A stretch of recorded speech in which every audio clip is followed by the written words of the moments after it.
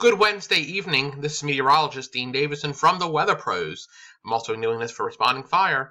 So we're going to talk about what's going on here, what we're expecting here in the Roanoke Valley, and then we're going to spread out around the area further out to show you what's going to happen over the next 24 to 36 hours, and what we're expecting for icing and things of that.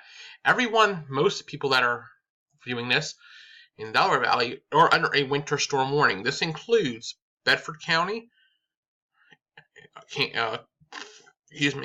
Amherst, Rockbridge, all the way down through NRV.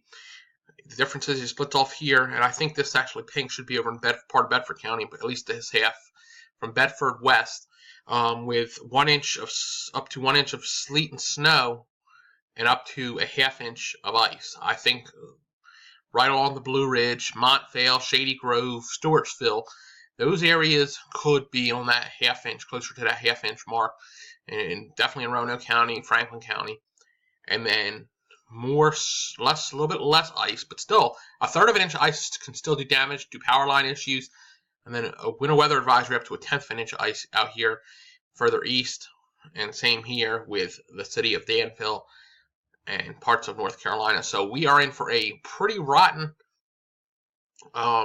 next 24 hours or so. I would hope that people are thinking about school closings, because this, even though it's early in the year, and let me tell you, with Roanoke, this is going to be tied for the earliest time ever. An interesting fact, I listened to Brent Watch from WBBJ, who did some of this research.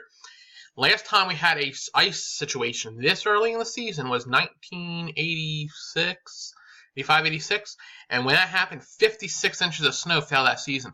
So that could be when I went back and started looking at the El Niños and stuff, that actually plays into how our, because 85 was when we had the major flood, if you think about it, and we had a big major flood this year from hurricanes. So start putting pieces together.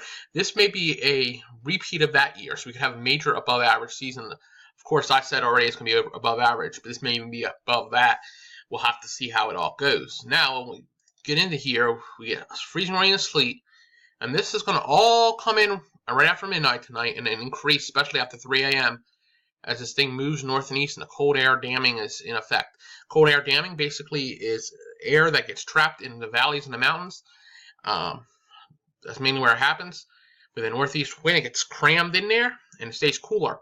So then when the cool air and the warm air, it's warm all the way to the ground, and it hits, it turns into a sheet of ice. And with temperature below freezing, that's how you get freezing rain. Sleet, it will become little pellets. We could see that. We could actually see some snow, and snow actually, specifically along the West Virginia border, could be an interesting situation. Now we move on as the slow cranks up, and if things turn over to rain here in the Delaware Valley, because you're going to get a little bit of freezing rain, sleet mix there, and then New York City, it turns to snow here in Massachusetts in that area. But you see this when the snow tries to sneak in on the back end, so we could have a little bit of snow flurries or snow squalls right behind that. So basically speaking, that's something we got to watch for too. And major area for, like I said, for freezing rain, Roanoke, Bedford County, all in this darker area, which is showing around a ½ inch of ice. So anywhere between 1/4 and a ½ inch of ice is going to be likely. It could be higher amounts in some locations. This may bring down trees and power lines, like I'm going to go into here. Significant icing is possible along Blue Ridge. Trees and power lines will be compromised.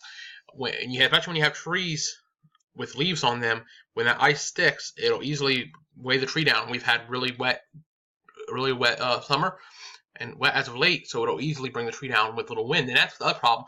When this moves by, the wind will pick up. So then we have a chance of more down trees and power lines. That is a major issue we may see. So please, if I was right now in a situation of possibly canceling school tomorrow, it would probably be a good idea just to err on the side of safety that we have no school tomorrow. Now, governments have already pushed back. State of the town address in Vinton's been pushed back to December 5th. Just some of the things I know off the top of my head that have changed because of the weather. And like I said, play on the safe side. Us responders will probably have to be out on that for down trees, down power lines, stuff like that. VDOT will be out. AP already put themselves together. So even when you get up to Jersey and stuff, be careful of ice.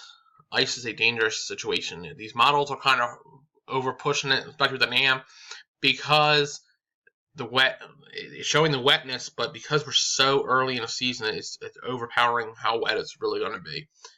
And like I said, I think that 1/4 inch to a 1/2 inch of ice is really probable, and it could be higher than that in some areas. So please be careful. In the morning, I'll have written updates coming up, and if I see fit, another audio update. Also look for Facebook Lives tomorrow during this event. Meteorologist Dean Davison, the Weather Pros, thank you for watching. Have a great evening, and be safe.